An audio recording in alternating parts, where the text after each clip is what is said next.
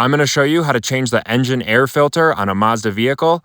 This process is going to be very similar for other Mazdas and even other makes and models. This is a 2016 Mazda CX5 with the 2.5 engine. The first thing we do is pop the hood and locate the engine air filter housing. Down here is the release for the hood. And then you use your finger, shift it to the right, that releases the hood.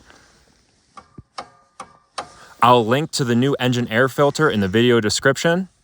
If you travel on dirt roads or live in a dusty area, you'll find that you'll have to change this more often. So here is the engine air filter housing.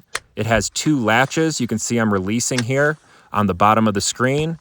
With those two latches released, on the housing opposite of the latches are a couple of knobs that kind of fit in there and get the airbox into place along with the latches. So you got to kind of slide them out, and then the airbox can come free. But you got to be careful because you don't want to be too crazy with this. You want to lift up the airbox house top just enough to slide the air filter in and out.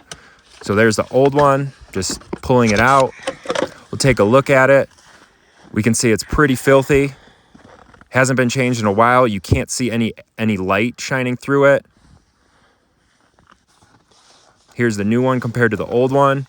I've seen worse, but it's about time to change this air filter. And the biggest thing I noticed was how heavy the old air filter was. It was almost full of oil, gunk, road debris. So we're gonna put this nice new one in so this thing can breathe easier. Now make sure it's fit in there just perfect. You don't want any of the rubber ridges hanging over. You wanna make it so that this air box closes. Now the first thing we do is put those little plastic nubs in. There's 3 of them, showing it right there.